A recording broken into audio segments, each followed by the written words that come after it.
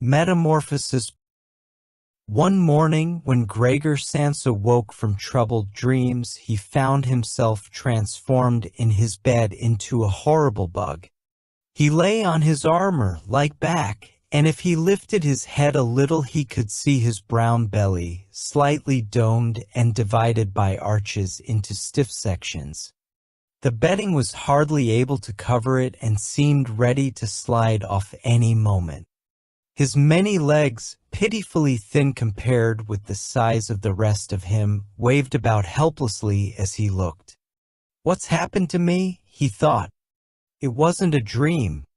His room, a proper human room, although a little too small, lay peacefully between its four familiar walls. A collection of textile samples lay spread out on the table. Samsa was a traveling salesman, and above it there hung a picture that he had recently cut out of an illustrated magazine and housed in a nice, gilded frame. It showed a lady fitted out with a fur hat and scarf who sat upright, facing the viewer. Gregor then turned to look out the window at the dull weather. Drops of rain could be heard hitting the pane, which made him feel quite sad. "How about if I sleep a little bit longer and forget all this nonsense?" he thought, but that was something he was unable to do because he was used to sleeping on his right, and in his present state couldn't get into that position. However hard he threw himself onto his right, he always rolled back to where he was. He must have tried it 100 times, shut his eyes so that he wouldn't have to look at the floundering legs, and only stopped when he began to feel a mild, dull pain there that he had never felt before. "Oh God," he thought, "what a strenuous career it is that I've chosen. Traveling day in and day out. Doing business like this takes much more effort than doing your own business at home, and on top of that there's the curse of traveling, worries about making train connections, bad and irregular food, contact with different people all the time so that you can never get to know anyone or become friendly with them. It can all go to hell." He felt a slight itch up on his belly, pushed himself slowly up on his back towards the headboard so that he could lift his head better, found where the itch was, and saw that it was covered with lots of little white spots which he didn't know what to make of, and when he tried to feel the place with one of his legs he drew it quickly back because as soon as he touched it he was overcome by a cold shudder. He slid back into his former position. "Getting up early all the time," he thought, "it makes you stupid. You've got to get enough sleep. Other traveling salesmen live a life of luxury. For instance, whenever I go back to the guest house during the morning to copy out the contract, these gentlemen are always still sitting there eating their breakfasts. I ought to just try that with my boss. I get kicked out on the spot. But who knows, maybe that would be the best thing for me. If I didn't have my parents to think about, I'd have given in my notice a long time ago. I'd have gone up to the boss and told him just what I think, tell him everything I would, let him know just what I feel. He'd fall right off his desk. And it's a funny sort of business to be sitting up there at your desk, talking down at your subordinates from up there, especially when you have to go right up close because the boss is hard of hearing. Well, there's still some hope. Once I've got the money together to pay off my parents' debt to him, another 5 or 6 years I suppose, that's definitely what I'll do. That's when I'll make the big change. First of all though, I've got to get up, my train leaves at 5. And he looked over at the alarm clock, ticking on the chest of drawers. God in heaven, he thought. It was 6:30 and the hands were quietly moving forwards. It was even later than 6:30, more like 6:45. Had the alarm clock not rung? He could see from the bed that it had been set for 4 o'clock as it should have been. It certainly must have rung. Yes, but was it possible to quietly sleep through that furniture rattling noise? True, he had not slept peacefully, but probably all the more deeply because of that. What should he do now? The next train went at 7. If he were to catch that, he would have to rush like mad, and the collection of samples was still not packed, and he did not at all feel particularly fresh and lively. And even if he did catch the train, he would not avoid his boss's anger, as the office assistant would have been there to see the 5 o'clock train go. He would have put in his report about Gregor's not being there a long time ago. The office assistant was the boss's man, spineless and with no understanding. What about if he reported sick? But that would be extremely strained and suspicious, as in 15 years of service Gregor had never once yet been ill. His boss would certainly come round with the doctor from the medical insurance company, accuse his parents of having a lazy son, and accept the doctor's recommendation not to make any claim, as the doctor believed that no one was ever ill but that many were lazy. And what's more, would he have been entirely wrong in this case?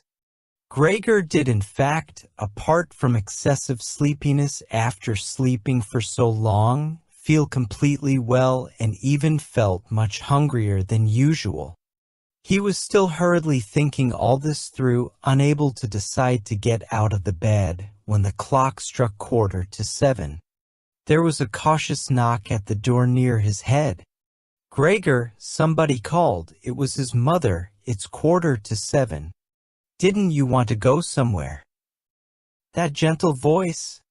Gregor was shocked when he heard his own voice answering. It could hardly be recognized as the voice he had had before.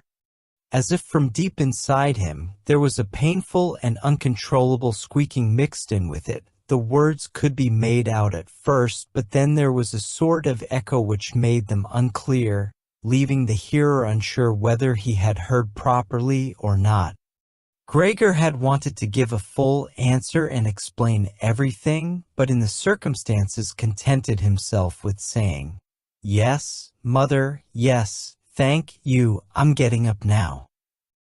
The change in Gregor's voice probably could not be noticed outside through the wooden door, as his mother was satisfied with this explanation and shuffled away. But this short conversation made the other members of the family aware that Gregor, against their expectations, was still at home, and soon his father came knocking at one of the side doors, gently, but with his fist. "Gregor, Gregor," he called, "what's wrong?" And after a short while he called again with a warning deepness in his voice, "Gregor, Gregor." At the other side door his sister came. "Gregor? Aren't you well? Do you need anything?" Gregor answered to both sides, "I'm ready now," making an effort to remove all the strangeness from his voice by enunciating very carefully and putting long pauses between each individual word. His father went back to his breakfast, but his sister whispered, "Gregor, open the door, I beg of you." Gregor, however, had no thought of opening the door, and instead congratulated himself for his cautious habit, acquired from his traveling, of locking all doors at night even when he was at home. The first thing he wanted to do was to get up in peace without being disturbed, to get dressed, and most of all to have his breakfast. Only then would he consider what to do next, as he was well aware that he would not bring his thoughts to any sensible conclusions by lying in bed. He remembered that he had often felt a slight pain in bed, perhaps caused by lying awkwardly, but that had always turned out to be pure imagination, and he wondered how his imaginings would slowly resolve themselves today. He did not have the slightest doubt that the change in his voice was nothing more than the first sign of a serious cold, which was an occupational hazard for traveling salesmen. It was a simple matter to throw off the covers. He only had to blow himself up a little and they fell off by themselves. But it became difficult after that, especially as he was so exceptionally broad. He would have used his arms and his hands to push himself up, but instead of them he only had all those little legs continuously moving in different directions, and which he was moreover unable to control.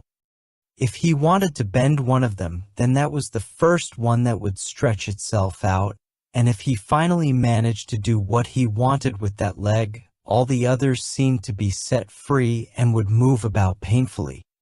This is something that can't be done in bed, Gregor said to himself, so don't keep trying to do it. The first thing he wanted to do was get the lower part of his body out of the bed, but he had never seen this lower part and could not imagine what it looked like. It turned out to be too hard to move. It went so slowly, and finally, almost in a frenzy, when he carelessly shoved himself forwards with all the force he could gather, he chose the wrong direction, hit hard against the lower bedpost, and learned from the burning pain he felt that the lower part of his body might well, at present, be the most sensitive. So then he tried to get the top part of his body out of the bed first, carefully turning his head to the side. This he managed quite easily, and despite its breadth and its weight, the bulk of his body eventually followed slowly in the direction of the head. But when he had at last got his head out of the bed and into the fresh air, it occurred to him that if he let himself fall, it would be a miracle if his head were not injured, so he became afraid to carry on pushing himself forward the same way. And he could not knock himself out now at any price, better to stay in bed than lose consciousness. It took just as much effort to get back to where he had been earlier, but when he lay there sighing, and was once more watching his legs as they struggled against each other even harder than before, if that was possible, he could think of no way of bringing peace and order to this chaos. He told himself once more that it was not possible for him to stay in bed, and that the most sensible thing to do would be to get free of it in whatever way he could at whatever sacrifice. At the same time, though, he did not forget to remind himself that calm consideration was much better than rushing to desperate conclusions. At times like this he would direct his eyes to the window and look out as clearly as he could, but unfortunately, even the other side of the narrow street was enveloped in morning fog, and the view had little confidence or cheer to offer him. 7 o'clock already, he said to himself when the clock struck again. 7 o'clock, and there's still a fog like this.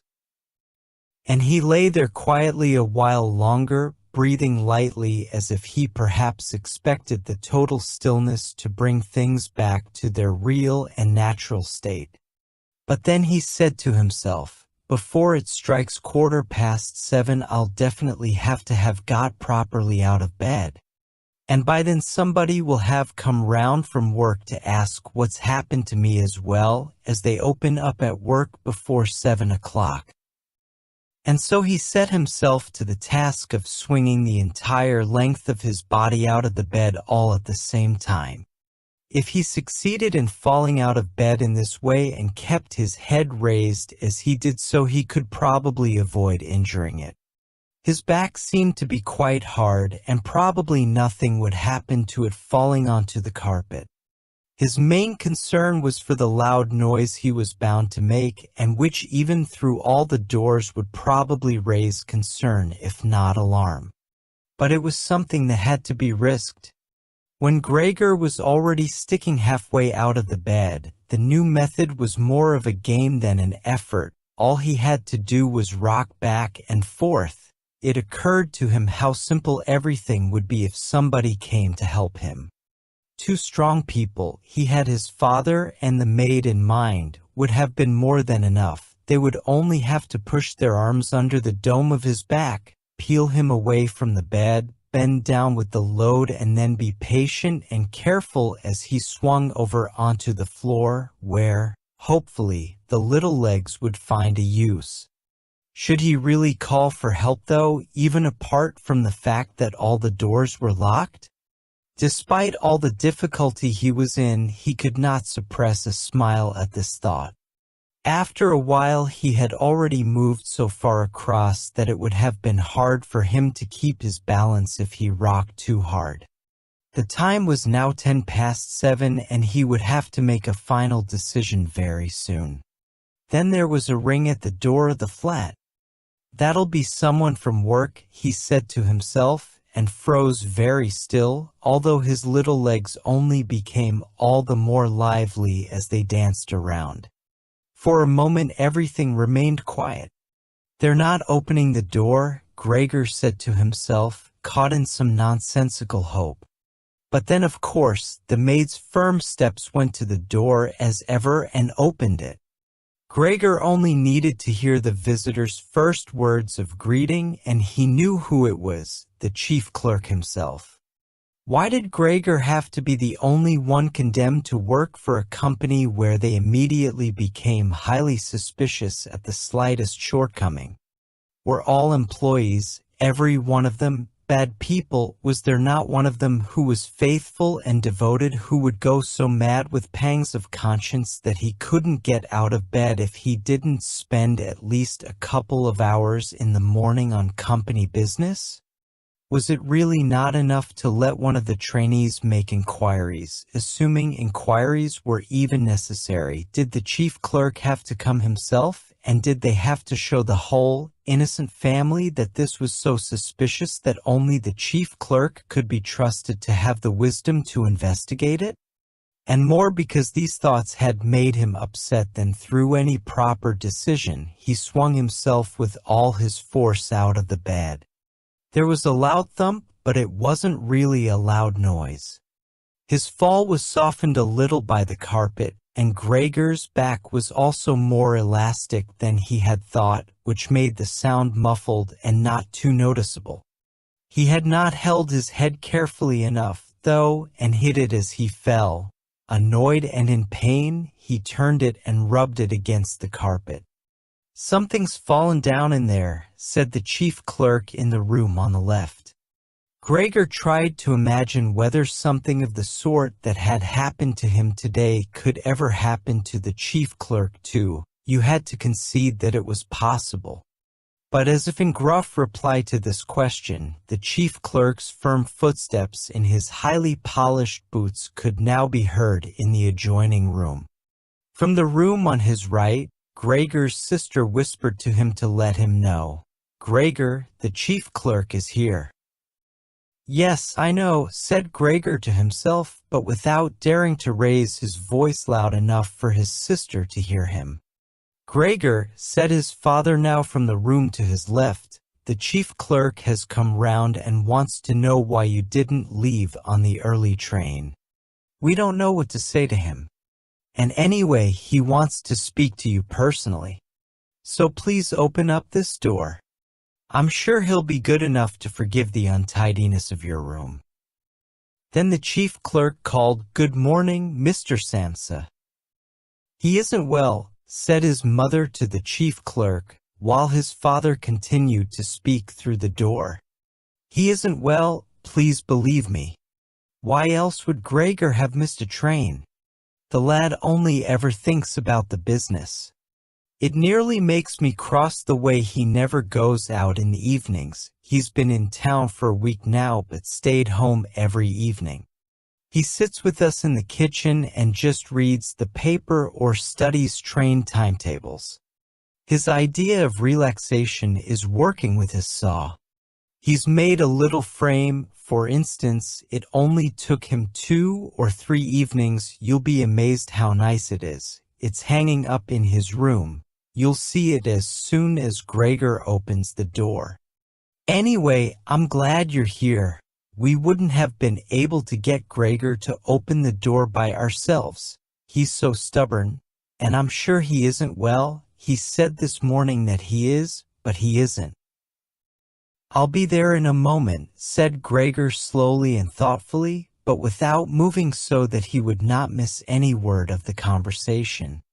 "Well, I can't think of any other way of explaining it, Mrs. Sansa," said the chief clerk. "I hope it's nothing serious."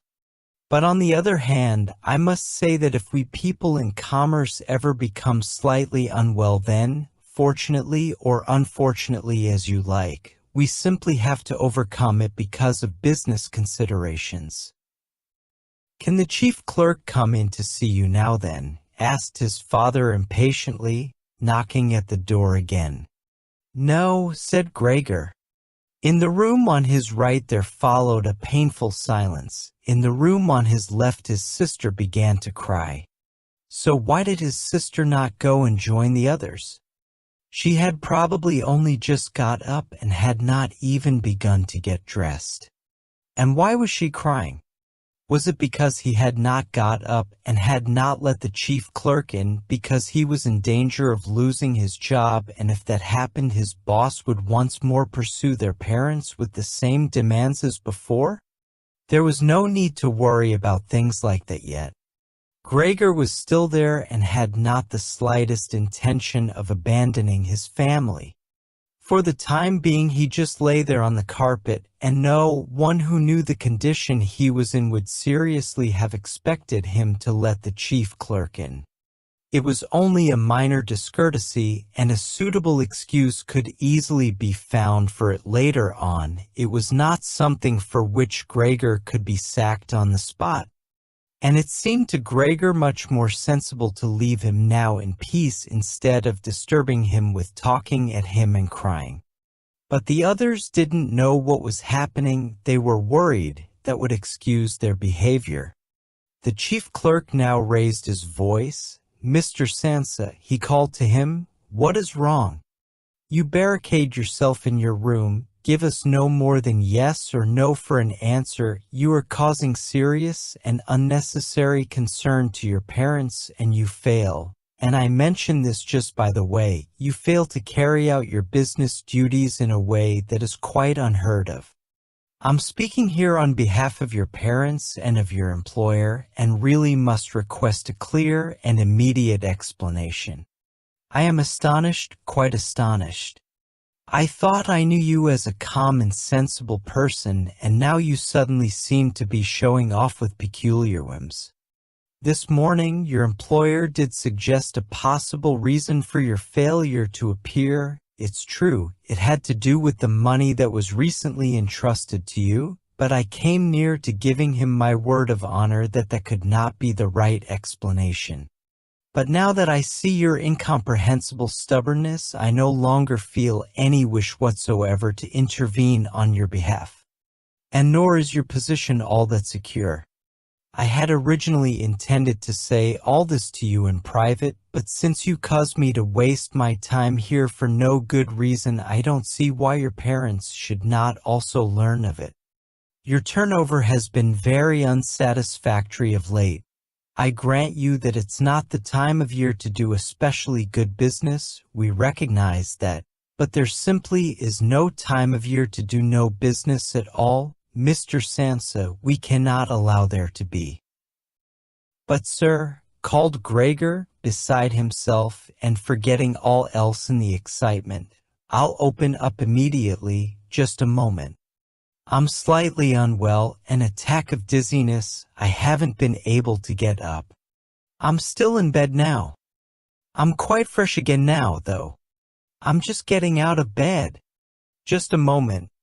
Be patient. It's not quite as easy as I thought. I'm quite all right now, though. It's shocking what can suddenly happen to a person.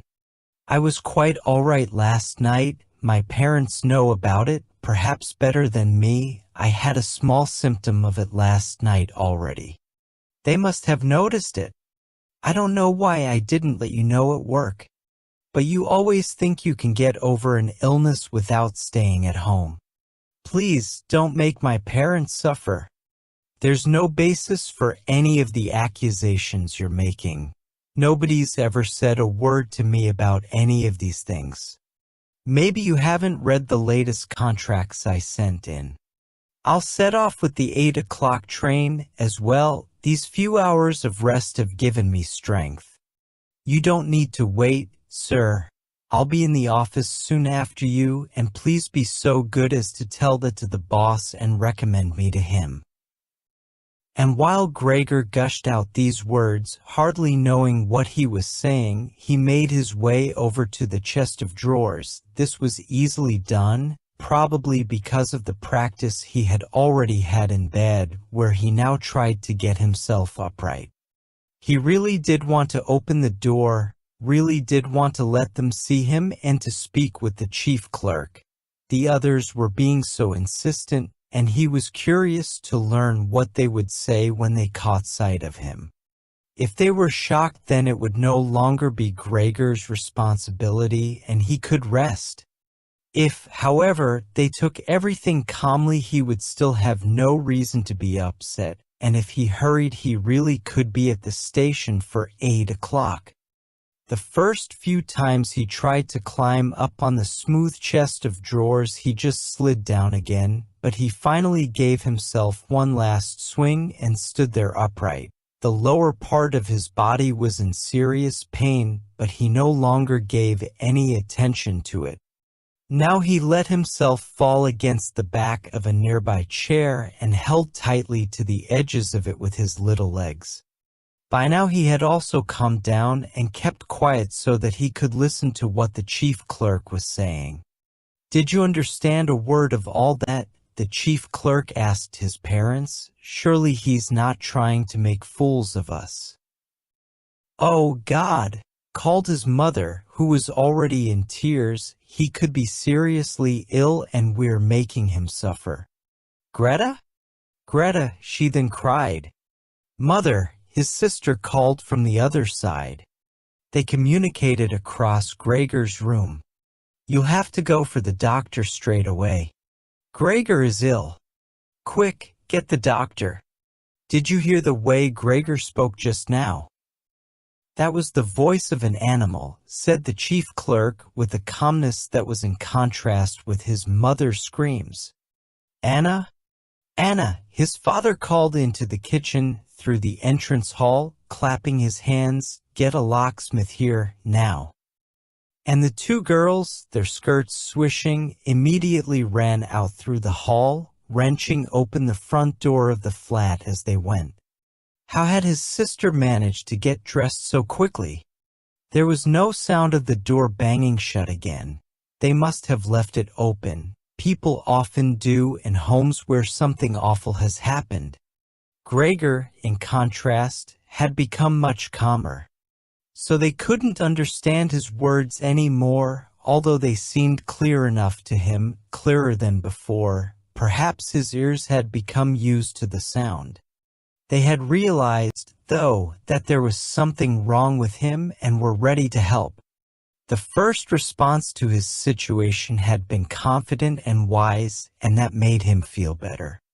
He felt that he had been drawn back in among people, and from the doctor and the locksmith he expected great and surprising achievements, although he did not really distinguish one from the other. Whatever was said next would be crucial, so, in order to make his voice as clear as possible, he coughed a little, but taking care to do this not too loudly, as even this might well sound different from the way that a human coughs, and he was no longer sure he could judge this for himself. Meanwhile, it had become very quiet in the next room. Perhaps his parents were sat at the table whispering with the chief clerk, or perhaps they were all pressed against the door and listening. Gregor slowly pushed his way over to the door with the chair. Once there, he let go of it and threw himself onto the door, holding himself upright against it using the adhesive on the tips of his legs. He rested there a little while to recover from the effort involved and then set himself to the task of turning the key in the lock with his mouth. He seemed, unfortunately, to have no proper teeth. How was he, then, to grasp the key? But the lack of teeth was, of course, made up for with a very strong jaw. Using the jaw, he really was able to start the key turning, ignoring the fact that he must have been causing some kind of damage as a brown fluid came from his mouth, flowed over the key, and dripped onto the floor. "Listen," said the chief clerk in the next room, "he's turning the key." Gregor was greatly encouraged by this, but they all should have been calling to him, his father and his mother too. "Well done, Gregor," they should have cried. "Keep at it, keep hold of the lock." And with the idea that they were all excitedly following his efforts, he bit on the key with all his strength, paying no attention to the pain he was causing himself. As the key turned round, he turned around the lock with it, only holding himself upright with his mouth, and hung onto the key or pushed it down again with the whole weight of his body as needed. The clear sound of the lock as it snapped back was Gregor's sign that he could break his concentration, and as he regained his breath he said to himself, "So, I didn't need the locksmith after all." Then he lay his head on the handle of the door to open it completely. Because he had to open the door in this way, it was already wide open before he could be seen.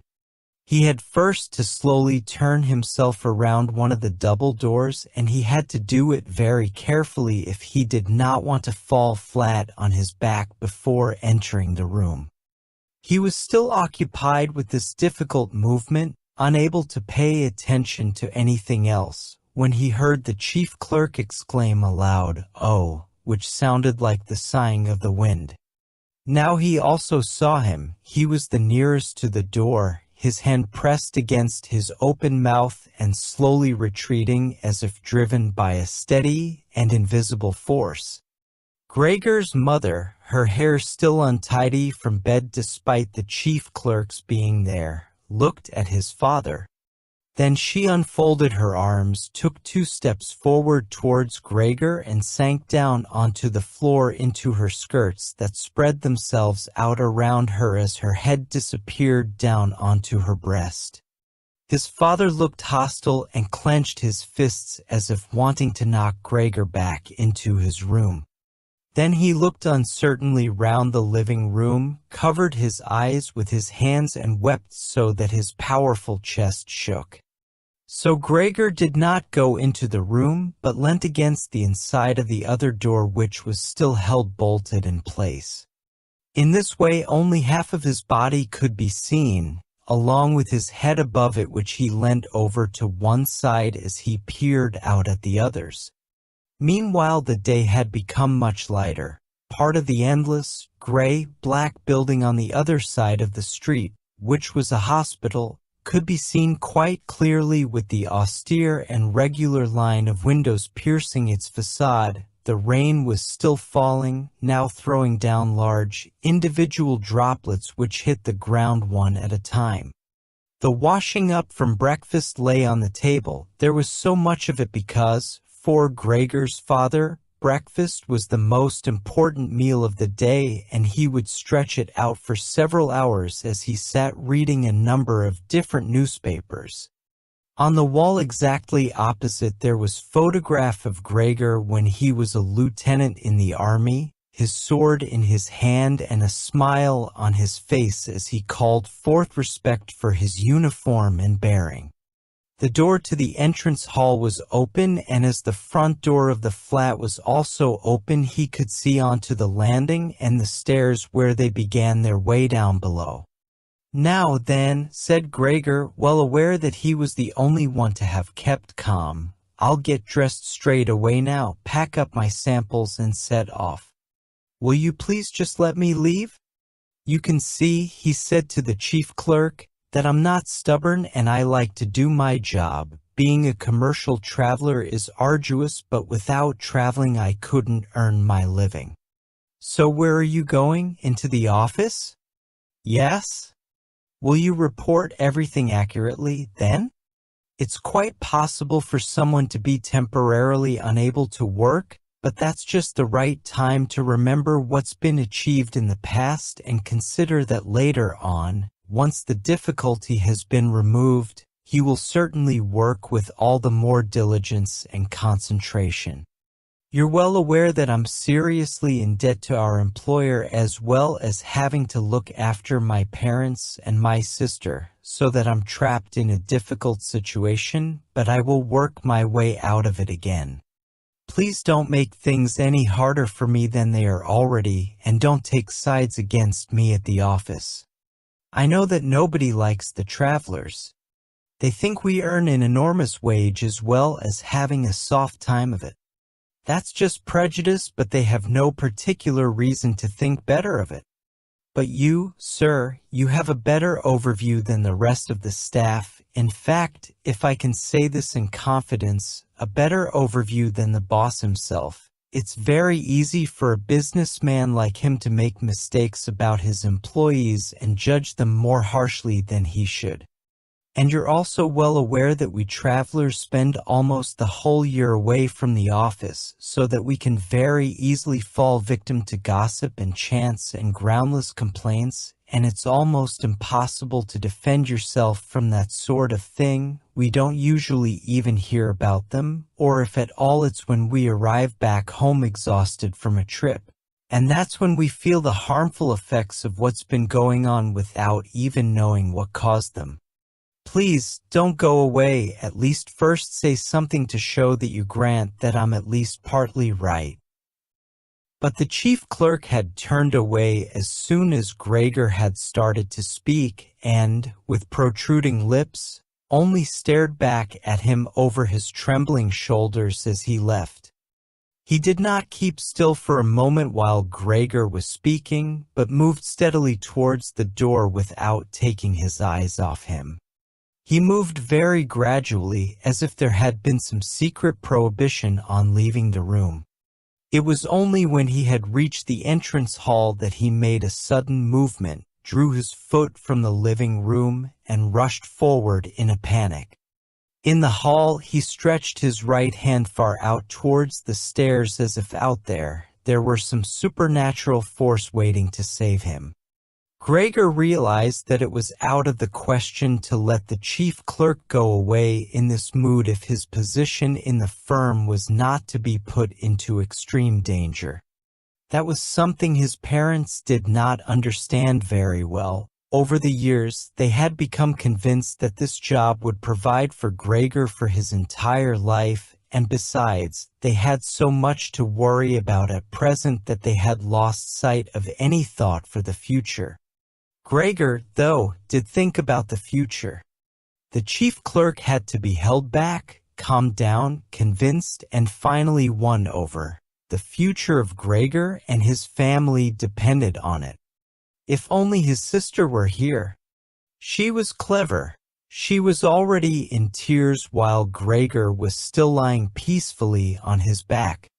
And the chief clerk was a lover of women. Surely she could persuade him. She would close the front door in the entrance hall and talk him out of his shocked state. But his sister was not there. Gregor would have to do the job himself.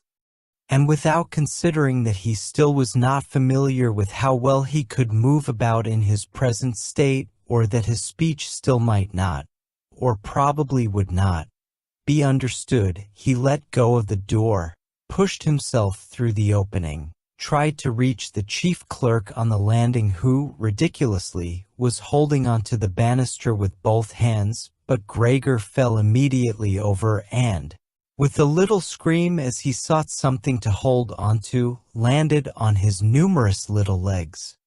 Hardly had that happened than, for the first time that day, he began to feel all right with his body. The little legs had the solid ground under them. To his pleasure, they did exactly as he told them.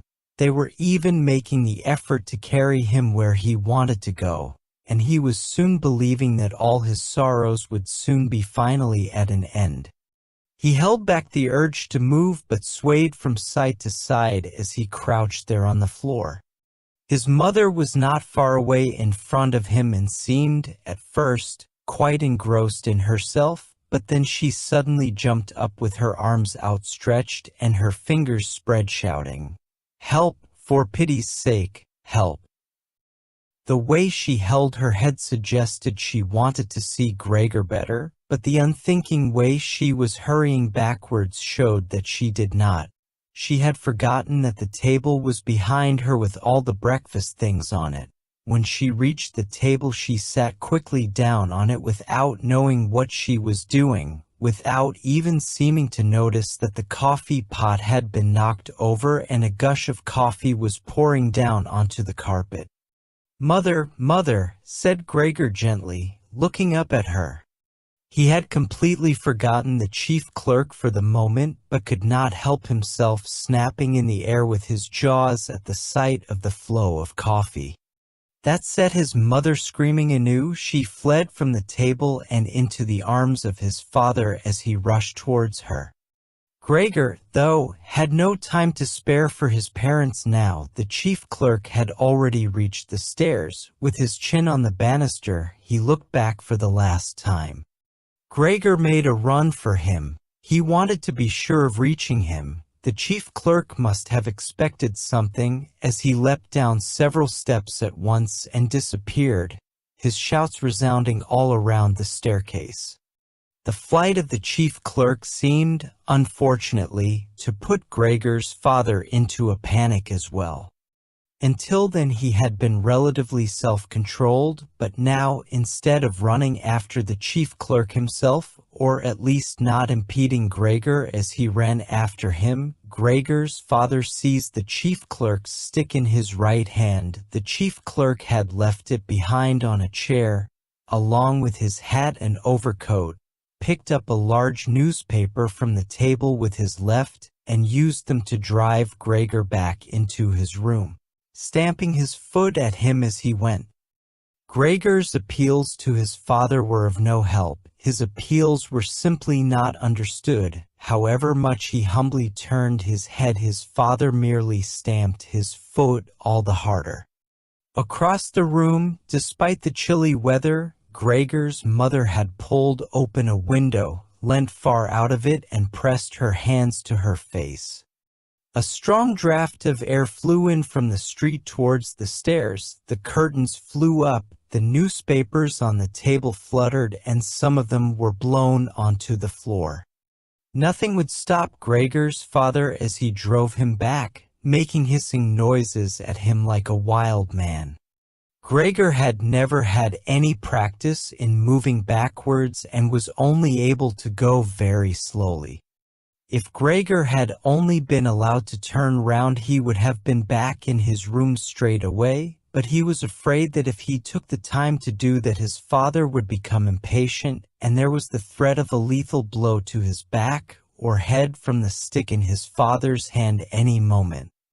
Eventually, though, Gregor realized that he had no choice as he saw, to his disgust, that he was quite incapable of going backwards in a straight line. So he began, as quickly as possible and with frequent anxious glances at his father, to turn himself round. It went very slowly, but perhaps his father was able to see his good intentions as he did nothing to hinder him. In fact, now and then he used the tip of his stick to give directions from a distance as to which way to turn. If only his father would stop that unbearable hissing. It was making Gregor quite confused. When he had nearly finished turning round, still listening to that hissing, he made a mistake and turned himself back a little the way he had just come. He was pleased when he finally had his head in front of the doorway, but then saw that it was too narrow and his body was too broad to get through it without further difficulty. In his present mood, it obviously did not occur to his father to open the other of the double doors so that Gregor would have enough space to get through. He was merely fixed on the idea that Gregor should be got back into his room as quickly as possible. Nor would he ever have allowed Gregor the time to get himself upright as preparation for getting through the doorway. What he did, making more noise than ever, was to drive Gregor forwards all the harder, as if there had been nothing in the way. It sounded to Gregor as if there was now more than one father behind him. It was not a pleasant experience, and Gregor pushed himself into the doorway without regard for what might happen. One side of his body lifted itself. He lay at an angle in the doorway. One flank scraped on the white door and was painfully injured, leaving vile brown flecks on it. soon he was stuck fast and would not have been able to move at all by himself. The little legs along one side hung quivering in the air while those on the other side were pressed painfully against the ground. Then his father gave him a hefty shove from behind, which released him from where he was held and sent him flying, and heavily bleeding, deep into his room. The door was slammed shut with the stick. Then, finally, all was quiet. It was not until it was getting dark that evening that Gregor awoke from his deep and coma-like sleep. He would have woken soon afterwards anyway, even if he hadn't been disturbed, as he had had enough sleep and felt fully rested. But he had the impression that some hurried steps and the sound of the door leading into the front room being carefully shut had woken him. The light from the electric street lamps shone palely here and there onto the ceiling and tops of the furniture, but down below, where Gregor was, it was dark. He pushed himself over to the door, feeling his way clumsily with his antennae, of which he was now beginning to learn the value, in order to see what had been happening there. The whole of his left side seemed like one painfully stretched scar, and he limped badly on his 2 rows of legs. One of the legs had been badly injured in the events of that morning. It was nearly a miracle that only one of them had been and dragged along lifelessly. It was only when he had reached the door that he realized what it actually was that had drawn him over to it. It was the smell of something to eat. By the door there was a dish filled with sweetened milk with little pieces of white bread floating in it. He was so pleased he almost laughed, as he was even hungrier than he had been that morning, and immediately dipped his head into the milk, nearly covering his eyes with it. But he soon drew his head back again in disappointment. Not only did the pain in his tender left side make it difficult to eat the food, he was only able to eat if his whole body worked together as a whole, but the milk did not taste at all nice. Milk like this was normally his favorite drink, and his sister had certainly left it there for him because of that, but he turned, almost against his own will, away from the dish and crawled back into the center of the room. Through the crack in the door, Gregor could see that the gas had been lit in the living room. His father at this time would normally be sat with his evening paper, reading it out in a loud voice to Gregor's mother and sometimes to his sister, but there was now not a sound to be heard. Gregor's sister would often write and tell him about this reading, but maybe his father had lost the habit in recent times. It was so quiet all around too, even though there must have been somebody in the flat. What a quiet life it is the family lead, said Gregor to himself, and, gazing into the darkness, felt a great pride that he was able to provide a life like that in such a nice home for his sister and parents. But what now if all this peace and wealth and comfort should come to a horrible and frightening end? That was something that Gregor did not want to think about too much, so he started to move about, crawling up and down the room.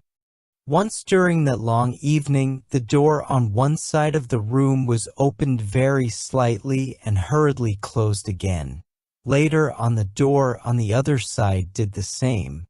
It seemed that someone needed to enter the room, but thought better of it.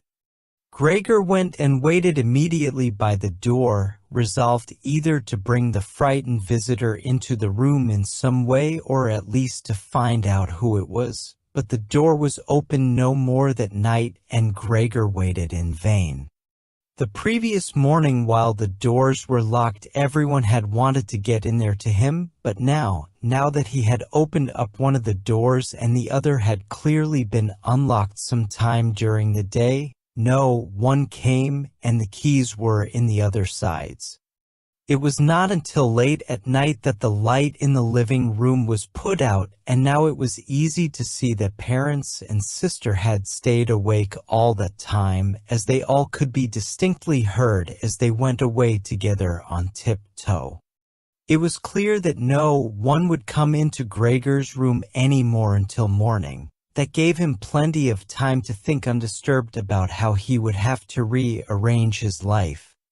For some reason, the tall, empty room where he was forced to remain made him feel uneasy as he lay there flat on the floor, even though he had been living in it for 5 years. Hardly aware of what he was doing other than a slight feeling of shame, he hurried under the couch. It pressed down on his back a little, and he was no longer able to lift his head, but he nonetheless felt immediately at ease, and his only regret was that his body was too broad to get it all underneath. He spent the whole night there.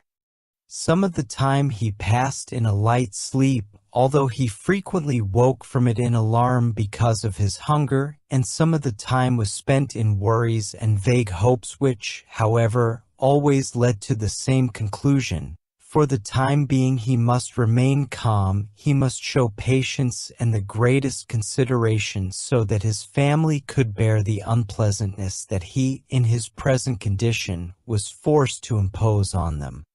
Gregor soon had the opportunity to test the strength of his decisions as early the next morning, almost before the night had ended. His sister, nearly fully dressed, opened the door from the front room and looked anxiously in. She did not see him straight away, but when she did notice him under the couch, he had to be somewhere. For God's sake, he couldn't have flown away. She was so shocked that she lost control of herself and slammed the door shut again from outside. But she seemed to regret her behavior as she opened the door again straight away and came in on tiptoe as if entering the room of someone seriously ill or even of a stranger. Gregor had pushed his head forward right to the edge of the couch and watched her. Would she notice that he had left the milk as it was, realize that it was not from any lack of hunger, and bring him in some other food that was more suitable? If she didn't do it herself, he would rather go hungry than draw her attention to it, although he did feel a terrible urge to rush forward from under the couch, throw himself at his sister's feet and beg her for something good to eat. However, his sister noticed the full dish immediately and looked at it and the few drops of milk splashed around it with some surprise. She immediately picked it up, using a rag, not her bare hands, and carried it out. Gregor was extremely curious as to what she would bring in its place, imagining the wildest possibilities, but he never could have guessed what his sister, in her goodness, actually did bring. In order to test his taste, she brought him a whole selection of things, all spread out on an old newspaper. There were old, half-rotten vegetables, bones from the evening meal, covered in white sauce that had gone hard, a few raisins and almonds, some cheese that Gregor had declared inedible 2 days before, a dry roll and some bread spread with butter and salt, as well as all that she had poured some water into the dish, which had probably been permanently set aside for Gregor's use, and placed it beside them. Then, out of consideration for Gregor's feelings, as she knew that he would not eat in front of her, she hurried out again and even turned the key in the lock so that Gregor would know he could make things as comfortable for himself as he liked. Gregor's little legs whirred. At last he could eat. What's more, his injuries must already have completely healed, as he found no difficulty in moving. This amazed him, as more than a month earlier he had cut his finger slightly with a knife. He thought of how his finger had still hurt the day before yesterday. Am I less sensitive than I used to be, then? He thought, and was already sucking greedily at the cheese which had immediately, almost compellingly, attracted him much more than the other foods on the newspaper. Quickly, one after another, his eyes watering with pleasure, he consumed the cheese, the vegetables and the sauce. The fresh foods, on the other hand, he didn't like at all, and even dragged the things he did want to eat a little way away from them because he couldn't stand the smell. Long after he had finished eating and lay lethargic in the same place, his sister slowly turned the key in the lock as a sign to him that he should withdraw. He was immediately startled, although he had been half asleep, and he hurried back under the couch. But he needed great self-control to stay there even for the short time that his sister was in the room, as eating so much food had rounded out his body a little and he could hardly breathe in that narrow space. Half suffocating, he watched with bulging eyes as his sister took a broom and swept up the left food, mixing it in with the food he had not even touched at all as if it could not be used anymore. She quickly dropped it all into a bin, closed it with its wooden lid, and carried everything out. She had hardly turned her back before Gregor came out again from under the couch and stretched himself. This was how Gregor received his food each day now, once in the morning while his parents and the maid were still asleep, and the second time after everyone had eaten their meal at midday, as his parents would sleep for a little while then as well, and Gregor's sister would send the maid away on some errand. Gregor's father and mother certainly did not want him to starve either, but perhaps it would have been more than they could stand to have any more experience of his feeding than being told about it, and perhaps his sister wanted to spare them what distress she could, as they were indeed suffering enough. It was impossible for Gregor to find out what they had told the doctor and the locksmith that first morning to get them out of the flat. As nobody could understand him, nobody, not even his sister, thought that he could understand them, so he had to be content to hear his sister's sighs and appeals to the saints as she moved about his room. It was only later, when she had become a little more used to everything, there was, of course, no question of her ever becoming fully used to the situation, that Gregor would sometimes catch a friendly comment, or at least a comment that could be construed as friendly. "He's enjoyed his dinner today," she might say when he had diligently cleared away all the food left for him, or if he left most of it, which slowly became more and more frequent, she would often say, sadly, "Now everything's just been left there again." Although Gregor wasn't able to hear any news directly, he did listen to much of what was said in the next rooms, and whenever he heard anyone speaking he would scurry straight to the appropriate door and press his whole body against it. There was seldom any conversation, especially at first, that was not about him in some way, even if only in secret. For 2 whole days, all the talk at every mealtime was about what they should do now, but even between meals they spoke about the same subject, as there were always at least 2 members of the family at home. Nobody wanted to be at home by themselves, and it was out of the question to leave the flat entirely empty. And on the very first day the maid had fallen to her knees and begged Gregor's mother to let her go without delay. It was not very clear how much she knew of what had happened, but she left within a quarter of an hour, tearfully thanking Gregor's mother for her dismissal as if she had done her an enormous service. She even swore emphatically not to tell anyone the slightest about what had happened, even though no one had asked that of her. Now Gregor's sister also had to help his mother with the cooking, although that was not so much bother as no one ate very much. Gregor often heard how one of them would unsuccessfully urge another to eat, and receive no more answer than, "No thanks, I've had enough," or something similar. No one drank very much either. His sister would sometimes ask his father whether he would like a beer, hoping for the chance to go and fetch it herself. When his father then said nothing, she would add, so that he would not feel selfish, that she could send the housekeeper for it, but then his father would close the matter with a big, loud no, and no more would be said. Even before the first day had come to an end, his father had explained to Gregor's mother and sister what their finances and prospects were. Now and then he stood up from the table and took some receipt or document from the little cash box he had saved from his business when it had collapsed 5 years earlier. Gregor heard how he opened the complicated lock and then closed it again after he had taken the item he wanted. What he heard his father say was some of the first good news that Gregor heard since he had first been incarcerated in his room.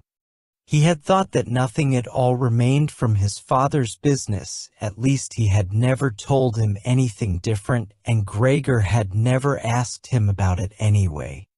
Their business misfortune had reduced the family to a state of total despair, and Gregor's only concern at that time had been to arrange things so that they could all forget about it as quickly as possible.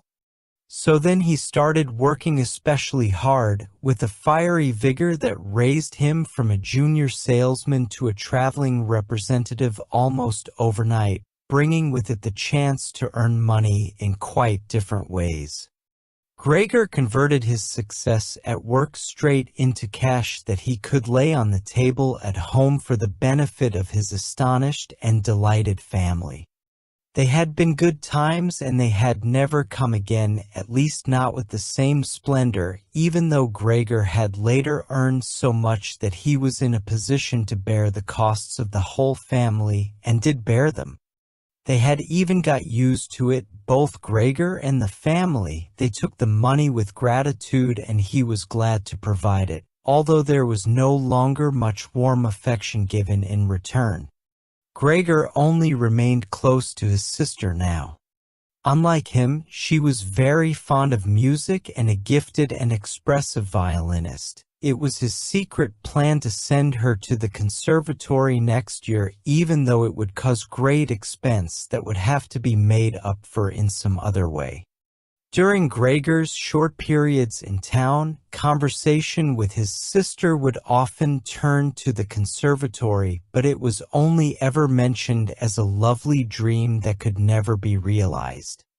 Their parents did not like to hear this innocent talk, but Gregor thought about it quite hard and decided he would let them know what he planned with a grand announcement of it on Christmas Day. That was the sort of totally pointless thing that went through his mind in his present state, pressed upright against the door and listening. There were times when he simply became too tired to continue listening, when his head would fall wearily against the door and he would pull it up again with a start, as even the slightest noise he caused would be heard next door and they would all go silent.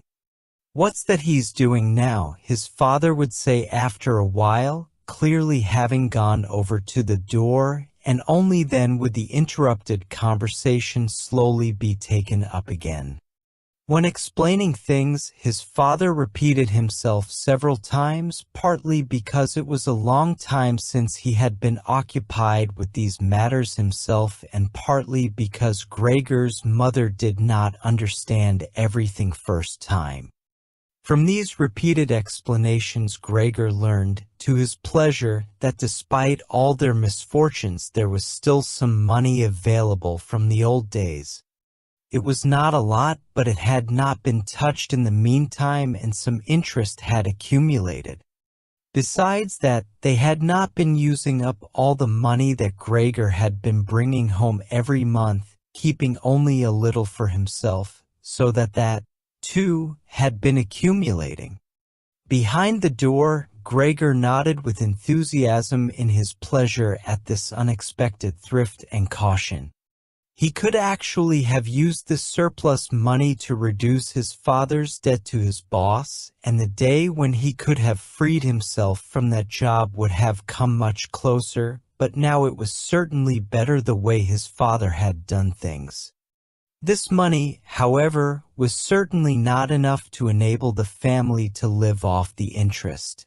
It was enough to maintain them for, perhaps, 1 or 2 years, no more.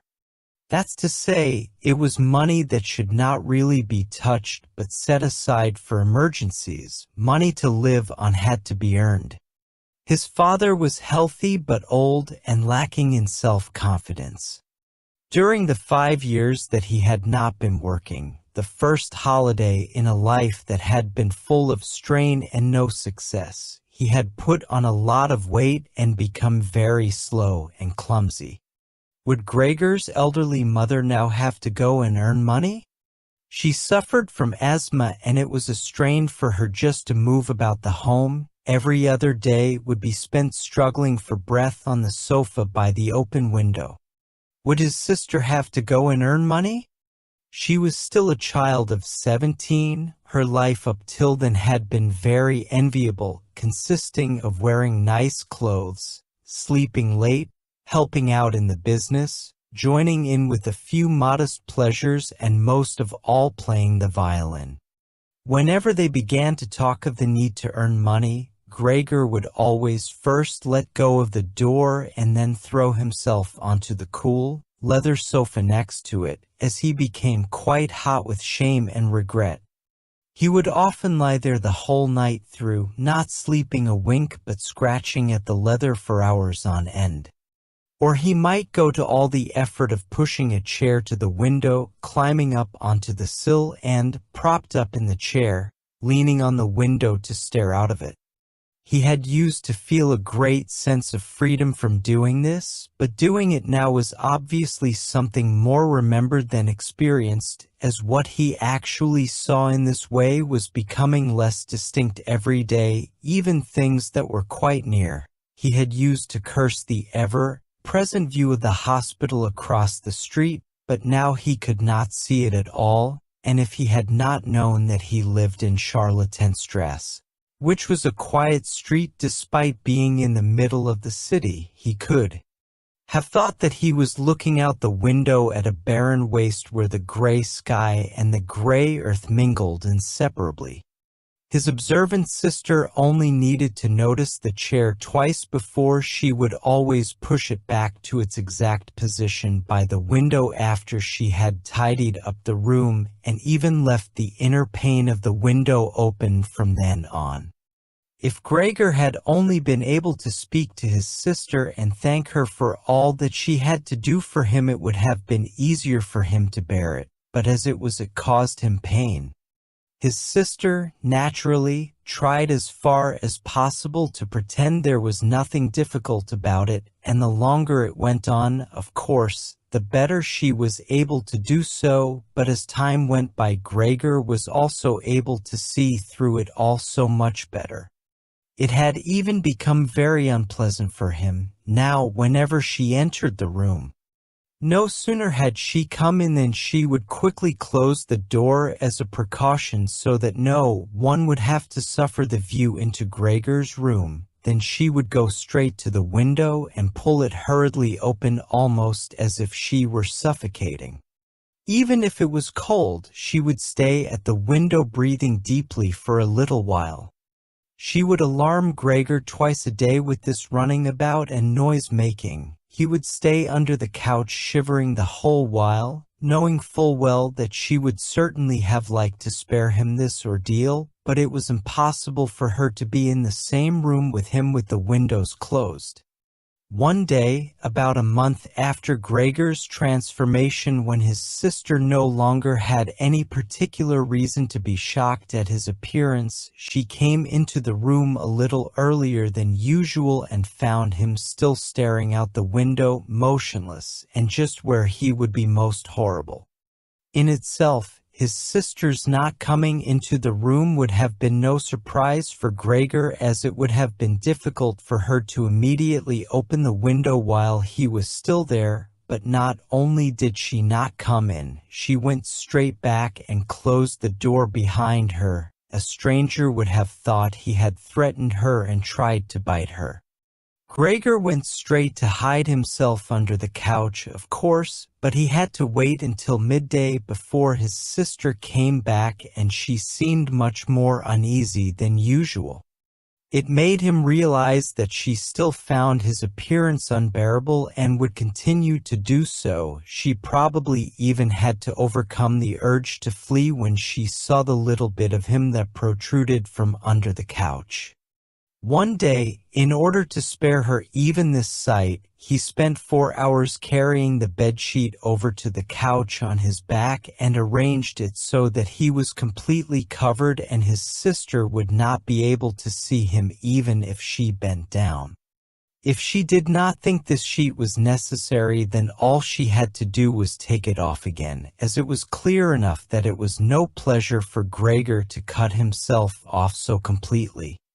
She left the sheet where it was. Gregor even thought he glimpsed a look of gratitude one time when he carefully looked out from under the sheet to see how his sister liked the new arrangement. For the first 14 days, Gregor's parents could not bring themselves to come into the room to see him.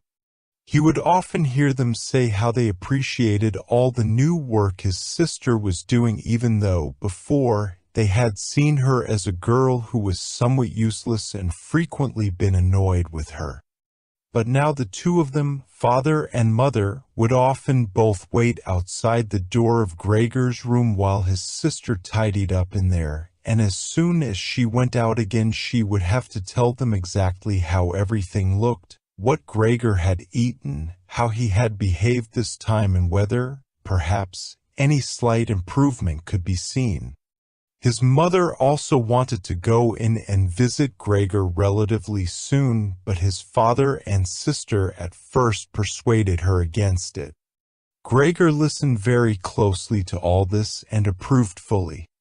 Later, though, she had to be held back by force, which made her call out, "Let me go and see Gregor, he is my unfortunate son. Can't you understand, I have to see him?" And Gregor would think to himself that maybe it would be better if his mother came in, not every day of course, but one day a week, perhaps. She could understand everything much better than his sister who, for all her courage, was still just a child after all, and really might not have had an adult's appreciation of the difficult job she had taken on. Gregor's wish to see his mother was soon realized. Out of consideration for his parents, Gregor wanted to avoid being seen at the window during the day. The few square meters of the floor did not give him much room to crawl about. It was hard to just lie quietly through the night. His food soon stopped giving him any pleasure at all, and so, to entertain himself, he got into the habit of crawling up and down the walls and ceiling. He was especially fond of hanging from the ceiling. It was quite different from lying on the floor. He could breathe more freely. His body had a light swing to it, and up there, relaxed and almost happy, it might happen that he would surprise even himself by letting go of the ceiling and landing on the floor with a crash. But now, of course, he had far better control of his body than before, and, even with a fall as great as that, caused himself no damage. Very soon his sister noticed Gregor's new way of entertaining himself. He had, after all, left traces of the adhesive from his feet as he crawled about, and got it into her head to make it as easy as possible for him by removing the furniture that got in his way, especially the chest of drawers and the desk. Now, this was not something that she would be able to do by herself. She did not dare to ask for help from her father. The 16-year-old maid had carried on bravely since the cook had left, but she certainly would not have helped in this. She had even asked to be allowed to keep the kitchen locked at all times and never to have to open the door unless it was especially important. So his sister had no choice but to choose some time when Gregor's father was not there and fetch his mother to help her. As she approached the room, Gregor could hear his mother express her joy, but once at the door she went silent. First, of course, his sister came in and looked round to see that everything in the room was all right, and only then did she let her mother enter. Gregor had hurriedly pulled the sheet down lower over the couch and put more folds into it so that everything really looked as if it had just been thrown down by chance. Gregor also refrained, this time, from spying out from under the sheet. He gave up the chance to see his mother until later and was simply glad that she had come. "You can come in, he can't be seen," said his sister, obviously leading her in by the hand. The old chest of drawers was too heavy for a pair of feeble women to be heaving about, but Gregor listened as they pushed it from its place, his sister always taking on the heaviest part of the work for herself and ignoring her mother's warnings that she would strain herself. This lasted a very long time. After laboring at it for 15 minutes or more, his mother said it would be better to leave the chest where it was. For one thing, it was too heavy for them to get the job finished before Gregor's father got home, and leaving it in the middle of the room it would be in his way even more. And for another thing, it wasn't even sure that taking the furniture away would really be any help to him. She thought just the opposite. The sight of the bare walls saddened her right to her heart. And why wouldn't Gregor feel the same way about it? He'd been used to this furniture in his room for a long time, and it would make him feel abandoned to be in an empty room like that. Then, quietly, almost whispering as if wanting Gregor, whose whereabouts she did not know, to hear not even the tone of her voice, as she was convinced that he did not understand her words, she added, "And by taking the furniture away, won't it seem like we're showing that we've given up all hope of improvement and we're abandoning him to cope for himself? I think it'd be best to leave the room exactly the way it was before, so that when Gregor comes back to us again he'll find everything unchanged and he'll be able to forget the time in between all the easier." Hearing these words from his mother made Gregor realize that the lack of any direct human communication, along with the monotonous life led by the family during these 2 months, must have made him confused. He could think of no other way of explaining to himself why he had seriously wanted his room emptied out. Had he really wanted to transform his room into a cave, a warm room fitted out with the nice furniture he had inherited?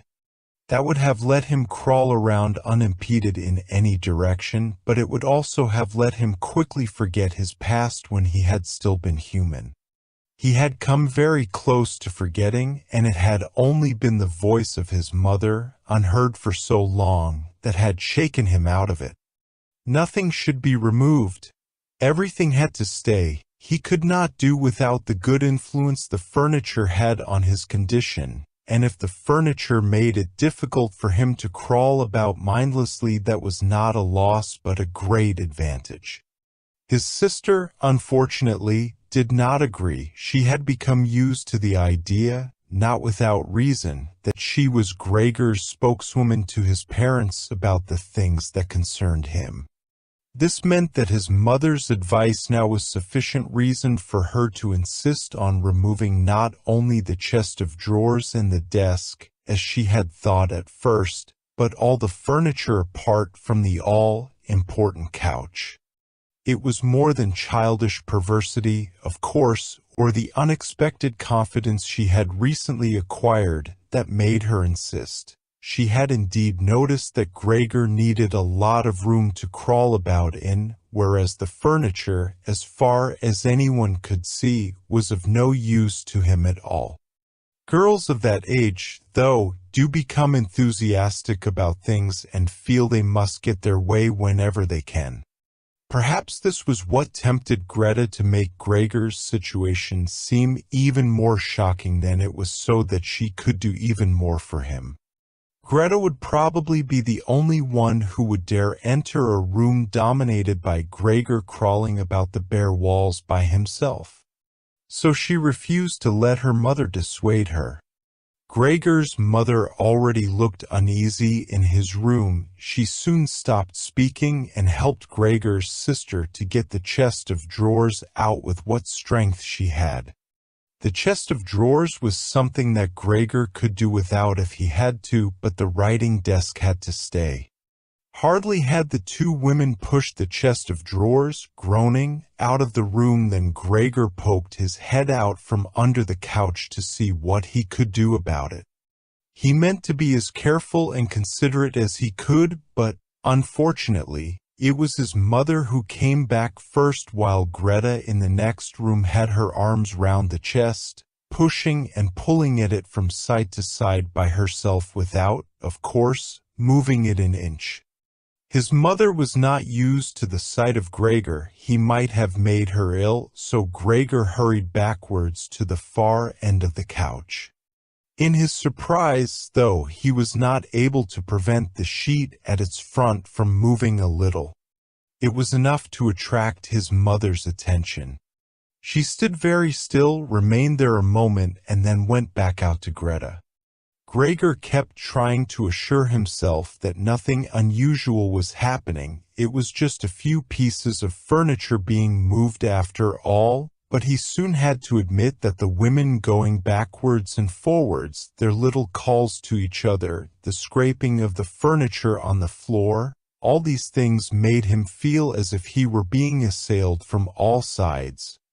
With his head and legs pulled in against him and his body pressed to the floor, he was forced to admit to himself that he could not stand all of this much longer. They were emptying his room out, taking away everything that was dear to him. They had already taken out the chest containing his saw and other tools. Now they threatened to remove the writing desk with its place clearly worn into the floor, the desk where he had done his homework as a business trainee at high school. Even while he had been at infant school, he really could not wait any longer to see whether the two women's intentions were good. He had nearly forgotten they were there anyway, as they were now too tired to say anything while they worked, and he could only hear their feet as they stepped heavily on the floor. So, while the women were leant against the desk in the other room catching their breath, he crawled out, changed direction 4 times, not knowing what he should say first, before his attention was suddenly caught by the picture on the wall, which was already empty of everything else that had been on it, of the lady dressed in copious fur. He hurried up onto the picture and pressed himself against its glass. It held him firmly and felt good on his hot belly. This picture, at least, now totally covered by Gregor, would certainly be taken away by no one. He turned his head to face the door into the living room so that he could watch the women when they came back. They had not allowed themselves a long rest and came back quite soon. Greta had put her arm around her mother and was nearly carrying her. "What shall we take now, then?" said Greta, and looked around. Her eyes met those of Gregor on the wall. Perhaps only because her mother was there, she remained calm, bent her face to her so that she would not look round, and said, albeit hurriedly and with a tremor in her voice, "Come on, let's go back in the living room for a while." Gregor could see what Greta had in mind. She wanted to take her mother somewhere safe and then chase him down from the wall. Well, she could certainly try it. He sat unyielding on his picture. He would rather jump at Greta's face.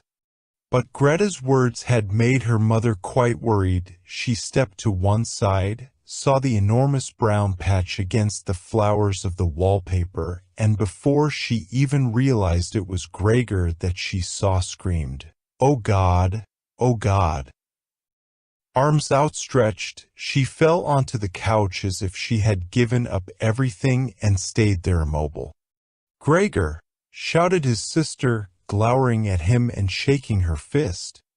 That was the first word she had spoken to him directly since his transformation. She ran into the other room to fetch some kind of smelling salts to bring her mother out of her faint. Gregor wanted to help too. He could save his picture later, although he stuck fast to the glass and had to pull himself off by force. Then he, too, ran into the next room as if he could advise his sister like in the old days, but he had to just stand behind her doing nothing. She was looking into various bottles. He startled her when she turned round. A bottle fell to the ground and broke. A splinter cut Gregor's face. Some kind of caustic medicine splashed all over him. Now, without delaying any longer, Greta took hold of all the bottles she could and ran with them into her mother. She slammed the door shut with her foot. So now Gregor was shut out from his mother, who, because of him, might be near to death. He could not open the door if he did not want to chase his sister away, and she had to stay with his mother. There was nothing for him to do but wait. And, oppressed with anxiety and self-reproach, he began to crawl about. He crawled over everything, walls, furniture, ceiling. And finally, in his confusion, as the whole room began to spin around him, he fell down into the middle of the dinner table. He lay there for a while, numb and immobile. All around him it was quiet. Maybe that was a good sign. Then there was someone at the door. The maid, of course, had locked herself in her kitchen so that Greta would have to go and answer it. His father had arrived home. "What's happened?" were his first words. Greta's appearance must have made everything clear to him. She answered him with subdued voice and openly pressed her face into his chest. "Mother's fainted, but she's better now." Gregor got out. "Just as I expected," said his father, "just as I always said, but you women wouldn't listen, would you?" It was clear to Gregor that Greta had not said enough, and that his father took it to mean that something bad had happened, that he was responsible for some act of violence. That meant Gregor would now have to try to calm his father, as he did not have the time to explain things to him even if that had been possible. So he fled to the door of his room and pressed himself against it so that his father, when he came in from the hall, could see straight away that Gregor had the best intentions and would go back into his room without delay, that it would not be necessary to drive him back, but that they had only to open the door and he would disappear. His father, though, was not in the mood to notice subtleties like that. "Ah!" he shouted as he came in, sounding as if he were both angry and glad at the same time. Gregor drew his head back from the door and lifted it towards his father. He really had not imagined his father the way he stood there now of late, with his new habit of crawling about. He had neglected to pay attention to what was going on the rest of the flat the way he had done before. He really ought to have expected things to have changed, but still, was that really his father? The same tired man as used to be laying there entombed in his bed when Gregor came back from his business trips, who would receive him sitting in the armchair in his nightgown when he came back in the evenings, who was hardly even able to stand up but, as a sign of his pleasure, would just raise his arms, and who, on the couple of times a year when they went for a walk together on a Sunday or public holiday, wrapped up tightly in his overcoat between Gregor and his mother, would always labor his way forward a little more slowly than them, who were already walking slowly for his sake, who would place his stick down carefully and, if he wanted to say something, would invariably stop and gather his companions around him. He was standing up straight enough now, dressed in a smart blue uniform with gold buttons, the sort worn by the employees at the banking institute. Above the high, stiff collar of the coat his strong double chin emerged. Under the bushy eyebrows, his piercing, dark eyes looked out fresh and alert. His normally untidy white hair was combed down painfully close to his scalp. He took his cap, with its gold lettering from, probably, some bank, and threw it in an arc right across the room onto the sofa, put his hands in his trouser pockets, pushing back the bottom of his long uniform coat, and, with look of determination, walked towards Gregor. He probably did not even know himself what he had in mind, but nonetheless lifted his feet unusually high. Gregor was amazed at the enormous size of the soles of his boots, but wasted no time with that. He knew full well, right from the first day of his new life, that his father thought it necessary to always be extremely strict with him. And so he ran up to his father, stopped when his father stopped, scurried forwards again when he moved, even slightly.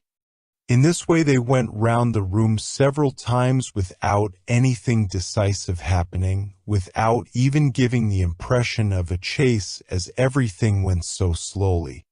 Gregor remained all this time on the floor, largely because he feared his father might see it as especially provoking if he fled onto the wall or ceiling. Whatever he did, Gregor had to admit that he certainly would not be able to keep up this running about for long, as for each step his father took he had to carry out countless movements. He became noticeably short of breath. Even in his earlier life his lungs had not been very reliable. Now, as he lurched about in his efforts to muster all the strength he could for running, he could hardly keep his eyes open. His thoughts became too slow for him to think of any other way of saving himself than running. He almost forgot that the walls were there for him to use, although here they were concealed behind carefully carved furniture full of notches. Then, right beside him, lightly tossed, something flew down and rolled in front of him. It was an apple. Then another one immediately flew at him. Gregor froze in shock. There was no longer any point in running, as his father had decided to bombard him. He had filled his pockets with fruit from the bowl on the table, and now, without even taking the time for careful aim, threw one apple after another. These little red apples rolled about on the floor, knocking into each other as if they had electric motors. An apple thrown without much force glanced against Gregor's back and slid off without doing any harm. Another one, however, immediately following it, hit squarely and lodged in his back. Gregor wanted to drag himself away, as if he could remove the surprising, the incredible pain by changing his position, but he felt as if nailed to the spot and spread himself out, all his senses in confusion. The last thing he saw was the door of his room being pulled open. His sister was screaming. His mother ran out in front of her in her blouse, as his sister had taken off some of her clothes after she had fainted to make it easier for her to breathe. She ran to his father, her skirts unfastened and sliding one after another to the ground. Stumbling over the skirts, she pushed herself to his father, her arms around him, uniting herself with him totally. Now Gregor lost his ability to see anything, her hands behind his father's head begging him to spare Gregor's life. 3. No one dared to remove the apple lodged in Gregor's flesh, so it remained there as a visible reminder of his injury. He had suffered it there for more than a month, and his condition seemed serious enough to remind even his father that Gregor, despite his current sad and revolting form, was a family member who could not be treated as an enemy. On the contrary, as a family there was a duty to swallow any revulsion for him and to be patient, just to be patient. Because of his injuries, Gregor had lost much of his mobility, probably permanently. He had been reduced to the condition of an ancient invalid, and it took him long minutes to crawl across his room. Crawling over the ceiling was out of the question, but this deterioration in his condition was fully, in his opinion, made up for by the door to the living room being left open every evening. He got into the habit of closely watching it for 1 or 2 hours before it was opened, and then, lying in the darkness of his room where he could not be seen from the living room, he could watch the family in the light of the dinner table and listen to their conversation, with everyone's permission, in a way, and thus quite differently from before. They no longer held the lively conversations of earlier times, of course, the ones that Gregor always thought about with longing when he was tired and getting into the damp bed in some small hotel room. All of them were usually very quiet nowadays. Soon after dinner, his father would go to sleep in his chair. His mother and sister would urge each other to be quiet. His mother, bent deeply under the lamp, would sew fancy underwear for a fashion shop. His sister, who had taken a sales job, learned shorthand and French in the evenings so that she might be able to get a better position later on. Sometimes his father would wake up and say to Gregor's mother, "You're doing so much sewing again today," as if he did not know that he had been dozing, and then he would go back to sleep again while mother and sister would exchange a tired grin. With a kind of stubbornness, Gregor's father refused to take his uniform off even at home. While his nightgown hung unused on its peg, Gregor's father would slumber where he was, fully dressed, as if always ready to serve and expecting to hear the voice of his superior even here.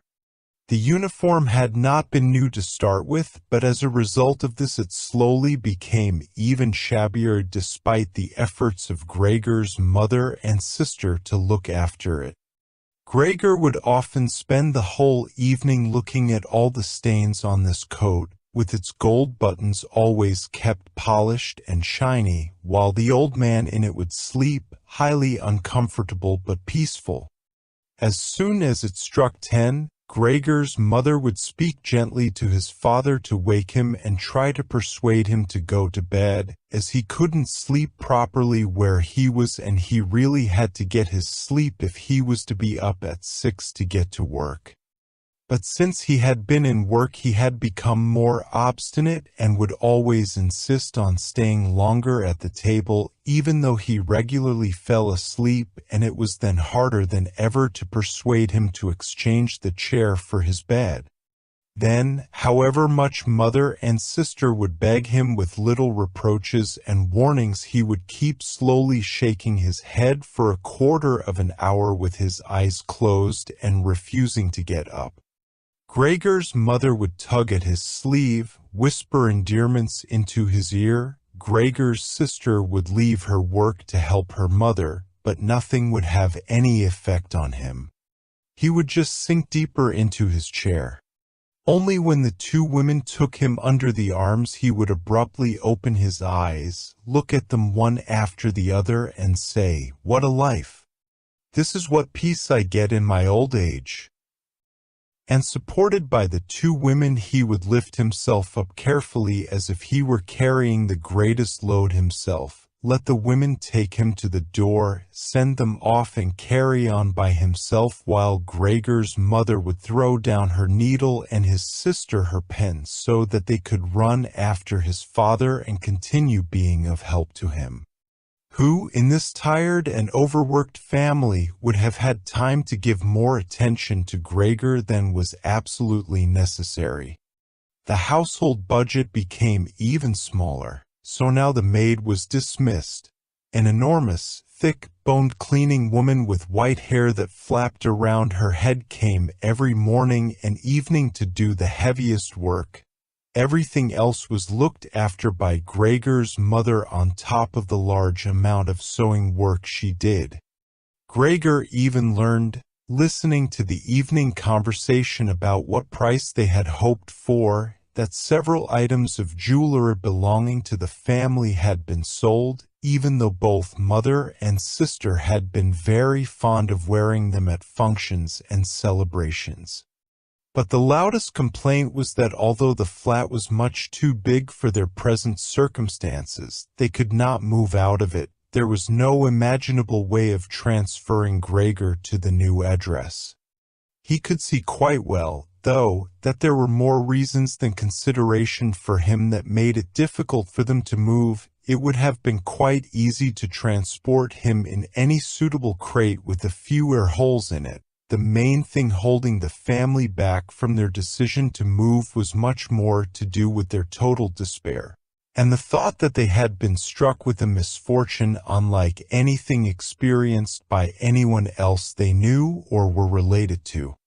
They carried out absolutely everything that the world expects from poor people. Gregor's father brought bank employees their breakfast. His mother sacrificed herself by washing clothes for strangers. His sister ran back and forth behind her desk at the request of the customers, but they just did not have the strength to do any more. And the injury in Gregor's back began to hurt as much as when it was new. After they had come back from taking his father to bed, Gregor's mother and sister would now leave their work where it was and sit close together, cheek to cheek. His mother would point to Gregor's room and say, "Close that door, Greta," and then, when he was in the dark again, they would sit in the next room and their tears would mingle, or they would simply sit there staring dry-eyed at the table. Gregor hardly slept at all, either night or day. Sometimes he would think of taking over the family's affairs, just like before. The next time the door was opened, he had long forgotten about his boss and the chief clerk, but they would appear again in his thoughts, the salesman and the apprentices, that stupid T-boy, 2 or 3 friends from other businesses, one of the maids from a provincial hotel, a tender memory that appeared and disappeared again. A cashier from a hat shop for whom his attention had been serious but too slow. All of them appeared to him, mixed together with strangers and others he had forgotten, but instead of helping him and his family, they were all of them inaccessible, and he was glad when they disappeared. Other times he was not at all in the mood to look after his family. He was filled with simple rage about the lack of attention he was shown, and although he could think of nothing he would have wanted, he made plans of how he could get into the pantry where he could take all the things he was entitled to, even if he was not hungry. Gregor's sister no longer thought about how she could please him, but would hurriedly push some food or other into his room with her foot before she rushed out to work in the morning and at midday, and in the evening she would sweep it away again with the broom, indifferent as to whether it had been eaten or, more often than not, had been left totally untouched. She still cleared up the room in the evening, but now she could not have been any quicker about it. Smears of dirt were left on the walls. Here and there were little balls of dust and filth. At first, Gregor went into one of the worst of these places when his sister arrived as a reproach to her, but he could have stayed there for weeks without his sister doing anything about it. She could see the dirt as well as he could, but she had simply decided to leave him to it. At the same time, she became annoyed in a way that was quite new for her and which everyone in the family understood. Cleaning up Gregor's room was for her and her alone. Gregor's mother did once thoroughly clean his room and needed to use several buckets of water to do it, although that much dampness also made Gregor ill and he lay flat on the couch, bitter and immobile. But his mother was to be punished still more for what she had done, as hardly had his sister arrived home in the evening than she noticed the change in Gregor's room and, highly aggrieved, ran back into the living room where, despite her mother's raised and imploring hands, she broke into convulsive tears. Her father, of course, was startled out of his chair, and the 2 parents looked on astonished and helpless. Then they, too, became agitated. Gregor's father, standing to the right of his mother, accused her of not leaving the cleaning of Gregor's room to his sister. From her left, Gregor's sister screamed at her that she was never to clean Gregor's room again, while his mother tried to draw his father, who was beside himself with anger, into the bedroom. His sister, quaking with tears, thumped on the table with her small fists, and Gregor hissed in anger that no one had even thought of closing the door to save him the sight of this and all its noise. Gregor's sister was exhausted from going out to work, and looking after Gregor as she had done before was even more work for her, but even so his mother ought certainly not to have taken her place.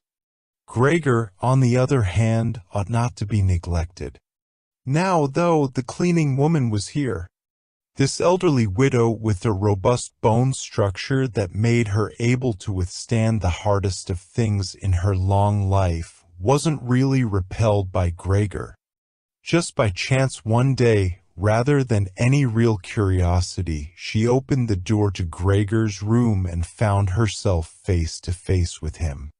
He was taken totally by surprise. No one was chasing him, but he began to rush backwards and forwards while she just stood there in amazement with her hands crossed in front of her. From then on she never failed to open the door slightly every evening and morning and look briefly in on him. At first she would call to him as she did so with words that she probably considered friendly, such as, "Come on then, you old dung beetle," or "Look at the old dung beetle there." Gregor never responded to being spoken to in that way, but just remained where he was without moving as if the door had never even been opened. If only they had told this cleaning woman to clean up his room every day instead of letting her disturb him for no reason whenever she felt like it. One day, early in the morning while a heavy rain struck the windows, perhaps indicating that spring was coming, she began to speak to him in that way once again. Gregor was so resentful of it that he started to move toward her. He was slow and infirm, but it was like a kind of attack. Instead of being afraid, the cleaning woman just lifted up one of the chairs from near the door and stood there with her mouth open, clearly intending not to close her mouth until the chair in her hand had been slammed down into Gregor's back. "Aren't you coming any closer, then?" she asked when Gregor turned round again, and she calmly put the chair back in the corner. Gregor had almost entirely stopped eating. Only if he happened to find himself next to the food that had been prepared for him he might take some of it into his mouth to play with it, leave it there a few hours and then, more often than not, spit it out again. At first he thought it was distress at the state of his room that stopped him eating, but he had soon got used to the changes made there. They had got into the habit of putting things into this room that they had no room for anywhere else, and there were now many such things as one of the rooms in the flat had been rented out to 3 gentlemen. These earnest gentlemen, all 3 of them had full beards, as Gregor learned peering through the crack in the door one day, were painfully insistent on things being tidy. This meant not only in their own room but, since they had taken a room in this establishment, in the entire flat and especially in the kitchen. Unnecessary clutter was something they could not tolerate, especially if it was dirty. They had moreover brought most of their own furnishings and equipment with them. For this reason, many things had become superfluous which, although they could not be sold, the family did not wish to discard. All these things found their way into Gregor's room. The rubbish bins from the kitchen found their way in there too. The cleaning woman was always in a hurry, and anything she couldn't use for the time being she would just chuck in there. He, fortunately, would usually see no more than the object and the hand that held it. The woman most likely meant to fetch the things back out again when she had time and the opportunity, or to throw everything out in one go, but what actually happened was that they were left where they landed when they had first been thrown unless Gregor made his way through the junk and moved it somewhere else. At first he moved it because, with no other room free where he could crawl about, he was forced to, but later on he came to enjoy it, although moving about in the way left him sad and tired to death, and he would remain immobile for hours afterwards. The gentleman who rented the room would sometimes take their evening meal at home in the living room that was used by everyone, and so the door to this room was often kept closed in the evening. But Gregor found it easy to give up having the door open. He had, after all, often failed to make use of it when it was open and, without the family having noticed it, lain in his room in its darkest corner. One time, though, the cleaning woman left the door to the living room slightly open, and it remained open when the gentleman who rented the room came in the evening and the light was put on. They sat up at the table where, formerly, Gregor had taken his meals with his father and mother. They picked up their knives and forks. Gregor's mother immediately appeared in the doorway with a dish of meat, and soon behind her came his sister with a dish piled high with potatoes. The food was steaming and filled the room with its smell. The gentlemen bent over the dishes set in front of them as if they wanted to test the food before eating it, and the gentleman in the middle, who seemed to count as an authority for the other two, did indeed cut off a piece of meat while it was still in its dish, clearly wishing to establish whether it was sufficiently cooked or whether it should be sent back to the kitchen. It was to his satisfaction, and Gregor's mother and sister, who had been looking on anxiously, began to breathe again and smiled. The family themselves ate in the kitchen. Nonetheless, Gregor's father came into the living room before he went into the kitchen, bowed once with his cap in his hand, and did his round of the table. The gentlemen stood as one and mumbled something into their beards.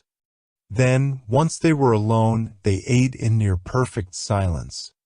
It seemed remarkable to Gregor that above all the various noises of eating their chewing teeth could still be heard, as if they had wanted to show Gregor that you need teeth in order to eat, and it was not possible to perform anything with jaws that are toothless, however nice they might be. "I'd like to eat something," said Gregor anxiously, "but not anything like they're eating. They do feed themselves. And here I am, dying." Throughout all this time, Gregor could not remember having heard the violin being played, but this evening it began to be heard from the kitchen. The three gentlemen had already finished their meal. The one in the middle had produced a newspaper, given a page to each of the others, and now they leant back in their chairs reading them and smoking. When the violin began playing, they became attentive, stood up, and went on tiptoe over to the door of the hallway where they stood pressed against each other. Someone must have heard them in the kitchen as Gregor's father called out, "Is the playing perhaps unpleasant for the gentlemen? We can stop it straight away." "On the contrary," said the middle gentleman, "would the young lady not like to come in and play for us here in the room where it is, after all, much more cozy and comfortable?" "Oh yes, we'd love to," called back Gregor's father as if he had been the violin player himself. The gentleman stepped back into the room and waited. Gregor's father soon appeared with the music stand, his mother with the music, and his sister with the violin. She calmly prepared everything for her to begin playing. His parents, who had never rented a room out before and therefore showed an exaggerated courtesy towards the three gentlemen, did not even dare to sit on their own chairs. His father leant against the door with his right hand pushed in between two buttons on his uniform coat. His mother, though, was offered a seat by one of the gentlemen and sat, leaving the chair where the gentleman happened to have placed it, out of the way in a corner. His sister began to play. Father and mother paid close attention, one on each side, to the movements of her hands. Drawn in by the playing, Gregor had dared to come forward a little and already had his head in the living room. Before, he had taken great pride in how considerate he was, but now it hardly occurred to him that he had become so thoughtless about the others. What's more, there was now all the more reason to keep himself hidden, as he was covered in the dust that lay everywhere in his room and flew up at the slightest movement. He carried threads, hairs, and remains of food about on his back and sides. He was much too indifferent to everything now to lay on his back and wipe himself on the carpet like he had used to do several times a day. And despite this condition, he was not too shy to move forward a little onto the immaculate floor of the living room. No one noticed him, though. The family was totally preoccupied with the violin playing. At first, the three gentlemen had put their hands in their pockets and come up far too close behind the music stand to look at all the notes being played, and they must have disturbed Gregor's sister. But soon, in contrast with the family, they withdrew back to the window with their heads sunk and talking to each other at half volume. And they stayed by the window while Gregor's father observed them anxiously. It really now seemed very obvious that they had expected to hear some beautiful or entertaining violin playing, but had been disappointed that they had had enough of the whole performance, and it was only now out of politeness that they allowed their peace to be disturbed. It was especially unnerving the way they all blew the smoke from their cigarettes upwards from their mouth and noses. Yet Gregor's sister was playing so beautifully. Her face was leant to one side, following the lines of music with a careful and melancholy expression. Gregor crawled a little further forward, keeping his head close to the ground so that he could meet her eyes if the chance came. Was he an animal if music could captivate him so? It seemed to him that he was being shown the way to the unknown nourishment he had been yearning for. He was determined to make his way forward to his sister and tug at her skirt to show her she might come into his room with her violin, as no one appreciated her playing here as much as he would. He never wanted to let her out of his room, not while he lived. Anyway, his shocking appearance should, for once, be of some use to him. He wanted to be at every door of his room at once to hiss and spit at the attackers. His sister should not be forced to stay with him, though, but stay of her own free will. She would sit beside him on the couch with her ear bent down to him while he told her how he had always intended to send her to the conservatory, how he would have told everyone about it. Last Christmas, had Christmas really come and gone already? If this misfortune hadn't got in the way and refused to let anyone dissuade him from it. On hearing all this, his sister would break out in tears of emotion, and Gregor would climb up to her shoulder and kiss her neck, which, since she had been going out to work, she had kept free without any necklace or collar. "Mr. Samsa," shouted the middle gentleman to Gregor's father, pointing, without wasting any more words, with his forefinger at Gregor as he slowly moved forward. The violin went silent. The middle of the three gentlemen first smiled at his two friends, shaking his head, and then looked back at Gregor. His father seemed to think it more important to calm the three gentlemen before driving Gregor out, even though they were not at all upset and seemed to think Gregor was more entertaining than the violin playing had been. He rushed up to them with his arms spread out and attempted to drive them back into their room at the same time as trying to block their view of Gregor with his body. Now they did become a little annoyed, and it was not clear whether it was his father's behavior that annoyed them or the dawning realization that they had had a neighbor like Gregor in the next room without knowing it. They asked Gregor's father for explanations, raised their arms like he had, tugged excitedly at their beards, and moved back towards their room only very slowly. Meanwhile, Gregor's sister had overcome the despair she had fallen into when her playing was suddenly interrupted. She had let her hands drop and let violin and bow hang limply for a while, but continued to look at the music as if still playing. But then she suddenly pulled herself together, lay the instrument on her mother's lap, who still sat laboriously struggling for breath where she was, and ran into the next room, which, under pressure from her father, the three gentlemen were more quickly moving toward. Under his sister's experienced hand, the pillows and covers on the beds flew up and were put into order, and she had already finished making the beds and slipped out again before the three gentlemen had reached the room. Gregor's father seemed so obsessed with what he was doing that he forgot all the respect he owed to his tenants. He urged them and pressed them until, when he was already at the door of the room, the middle of the three gentlemen shouted like thunder and stamped his foot, and thereby brought Gregor's father to a halt. "I declare here and now," he said, raising his hand and glancing at Gregor's mother and sister to gain their attention too, "that with regard to the disgusting conditions that prevail in this flat and with this family," here he looked briefly but decisively at the floor, "I give immediate notice on my room.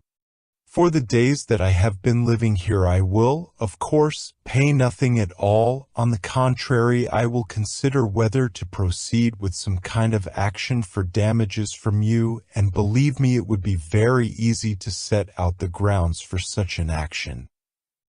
He was silent and looked straight ahead as if waiting for something. And indeed, his two friends joined in with the words, "And we also give immediate notice." With that, he took hold of the door handle and slammed the door. Gregor's father staggered back to his seat, feeling his way with his hands, and fell into it. It looked as if he was stretching himself out for his usual evening nap, but from the uncontrolled way his head kept nodding, it could be seen that he was not sleeping at all. Throughout all this, Gregor had lain still where the three gentlemen had first seen him. His disappointment at the failure of his plan, and perhaps also because he was weak from hunger, made it impossible for him to move. He was sure that everyone would turn on him any moment, and he waited. He was not even startled out of this state when the violin on his mother's lap fell from her trembling fingers and landed loudly on the floor. "Father, mother," said his sister, hitting the table with her hand as introduction, "we can't carry on like this. Maybe you can't see it, but I can. I don't want to call this monster my brother. All I can say is, we have to try and get rid of it.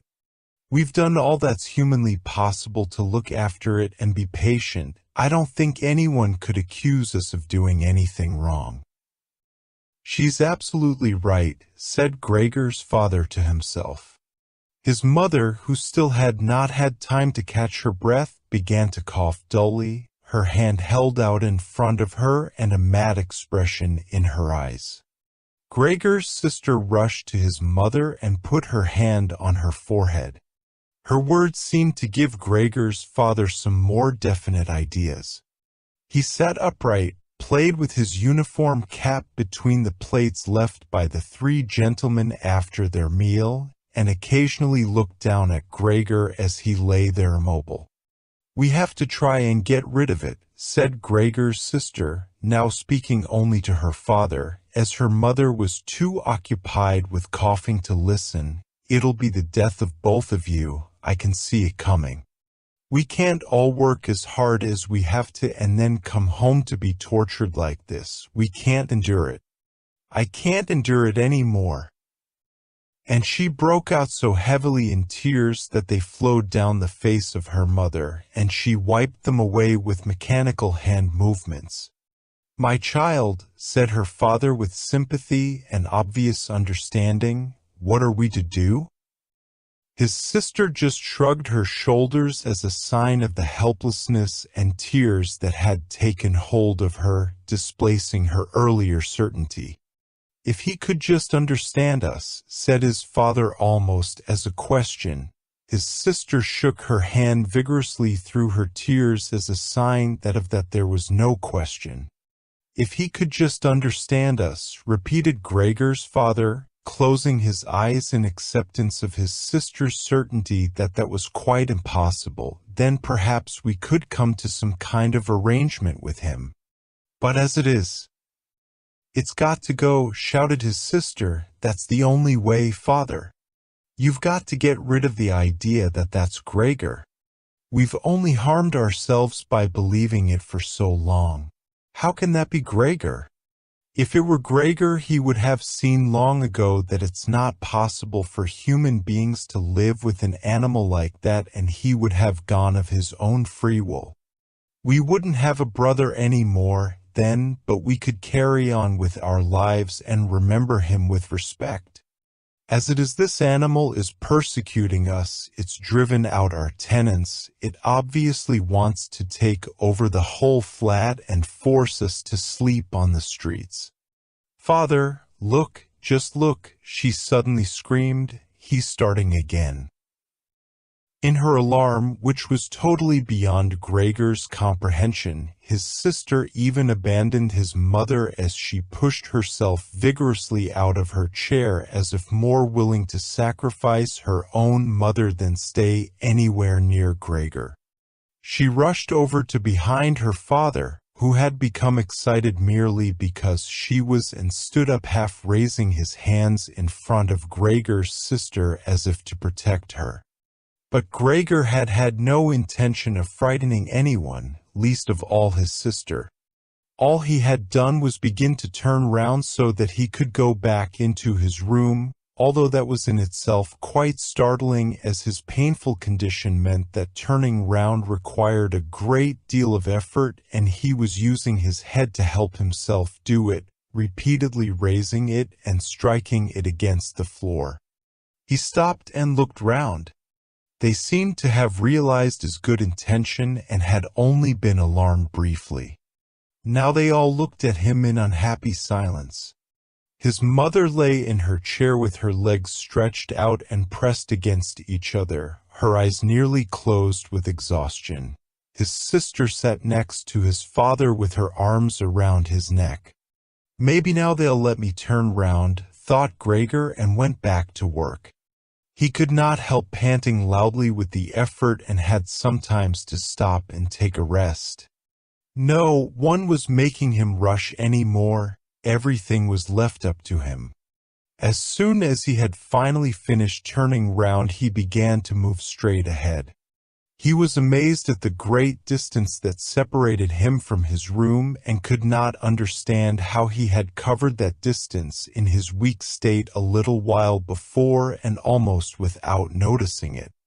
He concentrated on crawling as fast as he could, and hardly noticed that there was not a word, not any cry, from his family to distract him.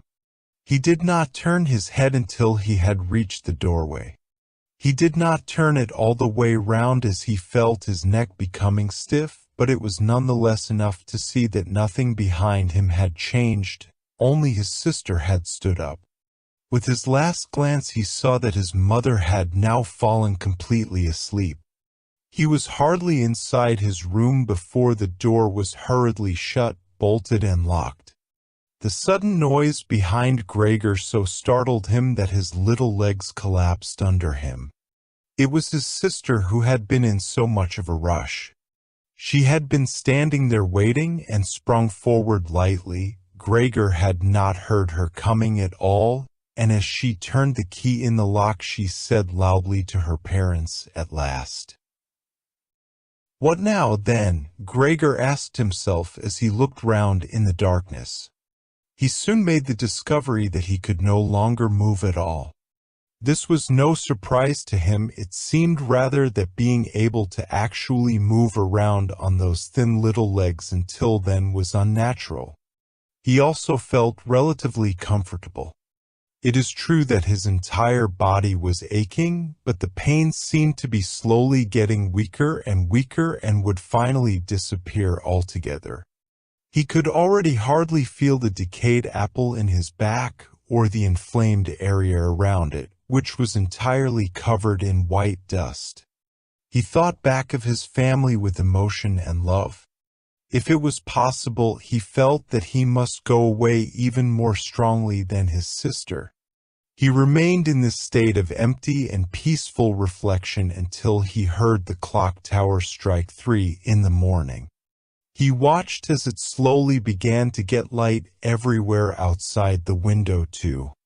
Then, without his willing it, his head sank down completely, and his last breath flowed weakly from his nostrils.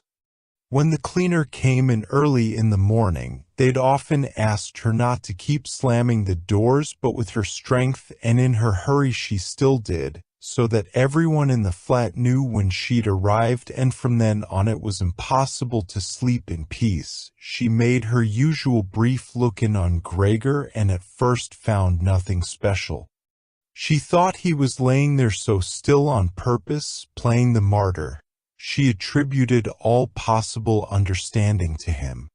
She happened to be holding the long broom in her hand, so she tried to tickle Gregor with it from the doorway. When she had no success with that, she tried to make a nuisance of herself and poked at him a little, and only when she found she could shove him across the floor with no resistance at all did she start to pay attention. She soon realized what had really happened, opened her eyes wide, whistled to herself, but did not waste time to yank open the bedroom doors and shout loudly into the darkness of the bedrooms. "Come in, Ave, a look at this. It's dead, just lying there, stone dead." Mr. and Mrs. Sansa sat upright there in their marriage bed and had to make an effort to get over the shock caused by the cleaner before they could grasp what she was saying. But then, each from his own side, they hurried out of bed. Mr. Sansa threw the blanket over his shoulders. Mrs. Sansa just came out in her nightdress, and that is how they went into Gregor's room. On the way they opened the door to the living room where Greta had been sleeping since the 3 gentlemen had moved in. She was fully dressed as if she had never been asleep, and the paleness of her face seemed to confirm this.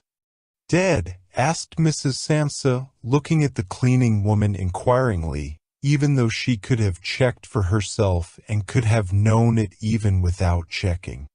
"That's what I said," replied the cleaner, and to prove it she gave Gregor's body another shove with the broom, sending it sideways across the floor. Mrs. Sansa made a movement as if she wanted to hold back the broom, but did not complete it. "Now then," said Mr. Sansa, "let's give thanks to God for that." He crossed himself, and the 3 women followed his example. Greta, who had not taken her eyes from the corpse, said, "Just look how thin he was. He didn't eat anything for so long. The food came out again just the same as when it went in." Gregor's body was indeed completely dried up and flat. They had not seen it until then, but now he was not lifted up on his little legs, nor did he do anything to make them look away. "Greta, come with us in here for a little while," said Mrs. Sansa with a pained smile, and Greta followed her parents into the bedroom, but not without looking back at the body. The cleaner shut the door and opened the window wide. Although it was still early in the morning, the fresh air had something of warmth mixed in with it. It was already the end of March after all. The 3 gentlemen stepped out of their room and looked round in amazement for their breakfasts. They had been forgotten about. "Where is our breakfast?" the middle gentleman asked the cleaner irritably. She just put her finger on her lips and made a quick and silent sign to the men that they might like to come into Gregor's room. They did so and stood around Gregor's corpse with their hands in the pockets of their well-worn coats. It was now quite light in the room.